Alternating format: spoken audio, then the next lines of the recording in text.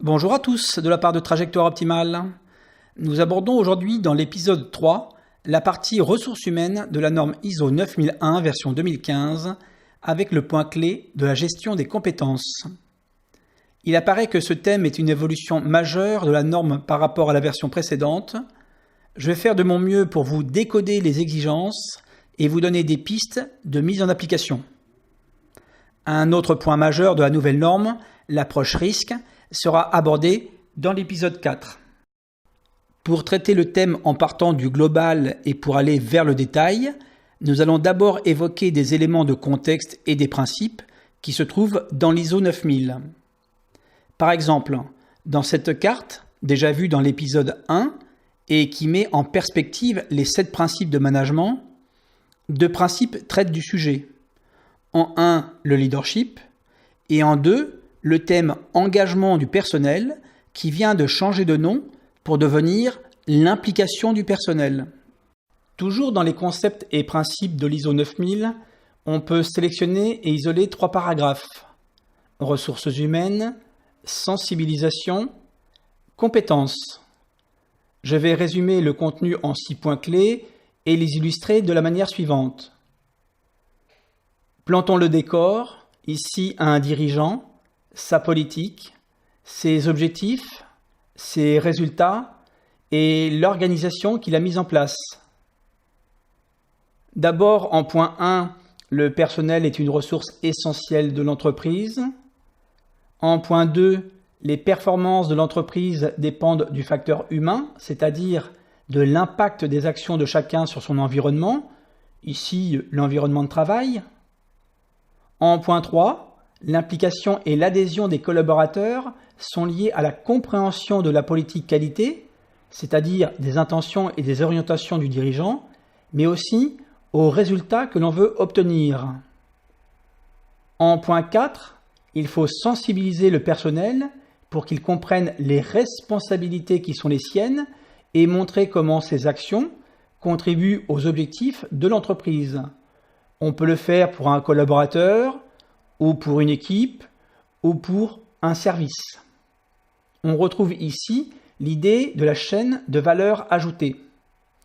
Il faut ensuite manager les compétences, avec en point 5 que les collaborateurs mettent en œuvre leurs expériences passées et tout ce qu'ils ont appris, et en point 6 qu'un des rôles du management soit d'offrir des opportunités de développer ses compétences. Une fois cette clarification faite, allons voir les exigences de la norme. On retrouve les éléments qui nous intéressent dans le chapitre 7 support, qui est structuré de la manière suivante. Il comprend 5 paragraphes, dont 3 seulement nous intéressent. Et dans la partie ressources, qui comprend aussi 5 éléments, on va se focaliser sur la partie ressources humaines. Quelle est l'exigence de ce paragraphe? L'exigence est celle-ci.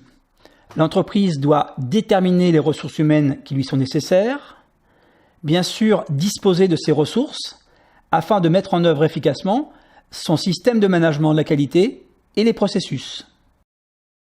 L'ensemble des dirigeants ont sûrement répondu à cette exigence lorsqu'ils ont créé et développé l'organisation de leur société. En effet, classiquement, l'équipe dirigeante détermine l'ensemble des activités et leur enchaînement pour produire ou réaliser une prestation, estime le temps de réalisation des activités, ce qui permet de dimensionner les postes, détermine les profils des collaborateurs pour réaliser l'ensemble des actions, enfin, adapte l'effectif en conséquence. Pour décrire l'organisation interne, les entreprises modélisent le fonctionnement grâce au processus. Voici un système générique vu dans l'épisode 2 qui donne une cartographie possible d'une organisation. C'est un exemple, la vôtre est peut-être différente. Cette cartographie n'est bien sûr qu'une image, une représentation, mais la carte n'est pas le territoire.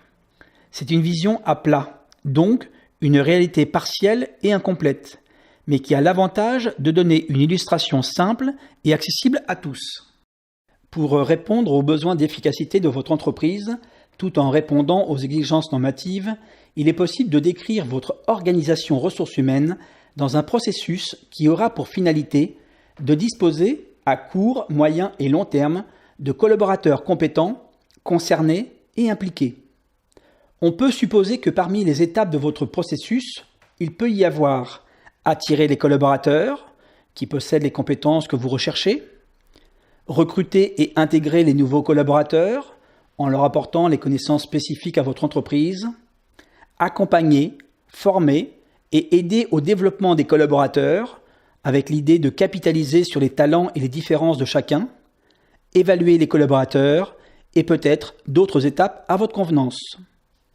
Ce processus ressources humaines est étroitement en lien avec le processus de pilotage de l'entreprise. Les deux processus sont donc positionnés dans la partie gouvernance. Parlons des compétences et des exigences normatives qui se trouvent dans le paragraphe 7.2. L'organisme doit déterminer les compétences des personnes qui ont une incidence sur les performances en matière de qualité, s'assurer que ces personnes sont compétentes sur la base d'une formation adéquate ou d'une expérience, si nécessaire, mener des actions pour acquérir les nouvelles compétences, évaluer l'efficacité de ces actions, et enfin, conserver les informations documentées appropriées. Pour rentrer dans un niveau de détail opérationnel, nous allons nous intéresser à un document, la définition de fonction. Utilisée par un grand nombre d'entreprises, elle permet de définir, de clarifier, pour chacune des fonctions, un certain nombre d'éléments, dont les compétences. Alors, une compétence, qu'est-ce que c'est? Je vais donner plusieurs angles de vue et l'illustrer par un exemple. Je crois que l'exemple sera le bienvenu. On trouve bien sûr une définition normative. Compétence, aptitude à mettre en pratique des connaissances et des savoir-faire pour obtenir les résultats escomptés. Mais si l'on s'ouvre à d'autres définitions du domaine ressources humaines ou psychologie du travail ou même du droit, les perspectives sont un petit peu plus larges. La compétence est une connaissance approfondie, une habileté reconnue, une capacité à. Je vais retenir la notion de connaissance approfondie. D'où vient cette compétence, cette connaissance approfondie? Elle est au centre de 3 composantes. On va dire que c'est un mélange de savoir-être, de savoir-faire et de savoir. Les 3 composantes viennent d'expériences passées, réussies ou non, de formations initiales ou complémentaires, d'apprentissages divers, entre autres, du domaine familial ou scolaire. Autre point intéressant, la compétence est liée à un contexte défini, mais peut aussi se développer pour devenir une compétence plus universelle. Mais on peut perdre aussi cette compétence si on ne l'entretient pas. Autre idée, une compétence est observable lorsqu'on la met en pratique. Pour conclure sur ce thème, je vais prendre un exemple concret. Vous avez recruté dans votre société une nouvelle technico-commerciale. Nous allons analyser son profil, voir si elle possède les compétences requises et se poser la question « Comment améliorer ses compétences ?» Allons analyser la situation. Quel est le savoir de cette collaboratrice? Le savoir, c'est une connaissance qui s'exprime par un nom.